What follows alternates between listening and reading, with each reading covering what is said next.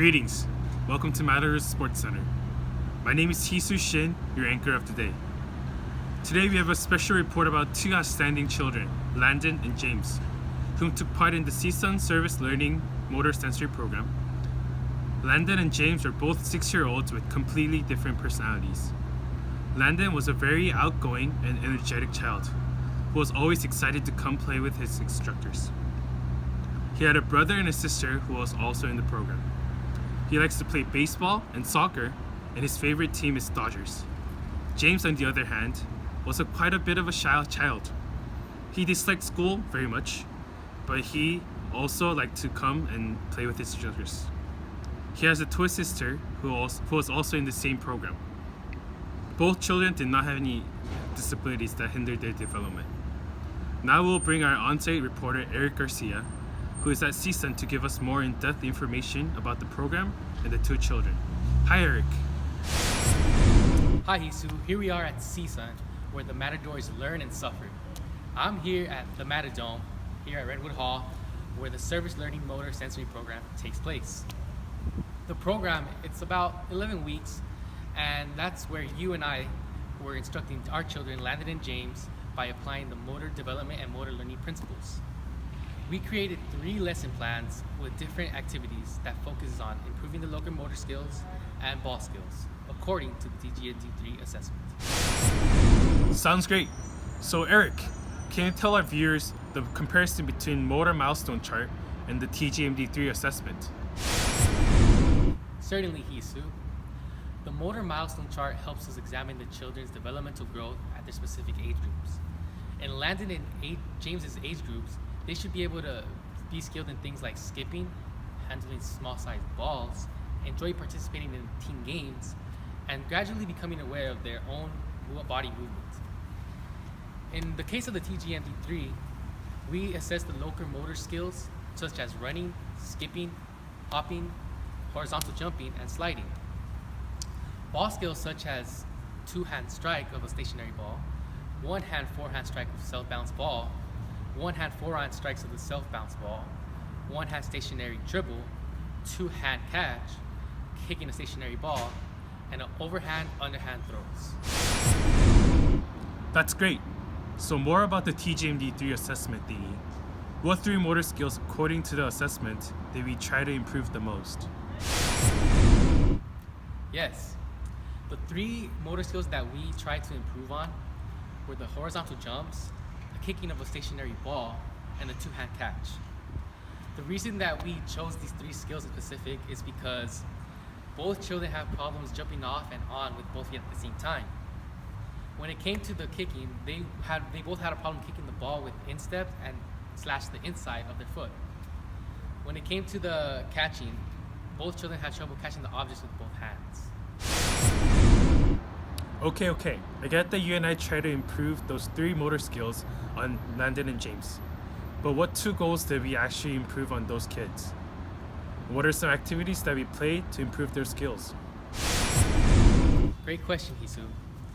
The 2 goals that we were able to improve on the most were the ability to jump with both feet and land with both feet at the same time for the horizontal jump, and their ability to kick a stationary ball with the inside or instep of their foot.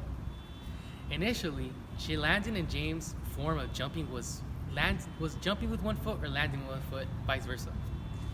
And when it comes to kicking a stationary ball, they just kicked it with their toes. So in order to improve these deficiencies in their skills, we were asked to come up with a plan, and as the instructors, we came up with the activities that would help them improve the skills. For the horizontal jumps, we had each child compete with one another in a little jump rope competition. The person that had the most proficient jumps, which means landing with 2 feet and jumping off with 2 feet, has the most jumps and wins. For the stationary ball, kickball, we had a game called soccer bowling. In this game, we had bowling pins across maybe 20 feet away from the kids, and their goal was to kick the ball with the instep of their foot as accurately as possible and knock as many bowling pins as much as they can. After these activities, we were able to see much more improvement in both of these skills. Sounds like a fun and educational time. Coming to the last question for you, Eric. What were the takeaways for the children and the instructors from this program? Well, Heesu, in the case of Landon and James, the instructors, were able to assess the children before and after with the TGMD3 assessments. Unfortunately, Landon wasn't able to take part in the second assessment because he was out on vacation. But through an eye observation, we were able to see that not only was he proficient already in many of these skills, but he also improved on the skills that he wasn't really proficient with at first throughout the whole semester. With James, when we initially assessed him, he had trouble extending his arms out to catch the object when catching the ball. But by the second assessment, he was able to do so. Also, initially, James had trouble bending his non-supported legs to his buttocks while he was running. But as we saw through the second assessment, that he was able to improve on that as well. Not only did these two kids really improve physically, but they were able to improve in their social skills as well. The reason that they were able to do that was because now they were able to interact with one another every week, and they were able to take part in group games with the other kids. When it came to you and I, as the instructors, we were able to really input what we learned in the classroom, and we applied the motor development and motor learning principles to real life situations. We were able to plan activities that were able to improve these kids for their motor skills, and not only was it beneficial for them, but it benefited us because we were able to see the improvement through our eyes. Thank you, Eric.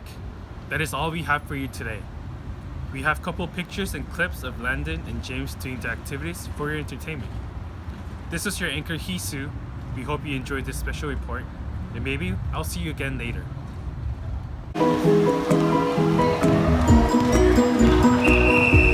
I had a boy.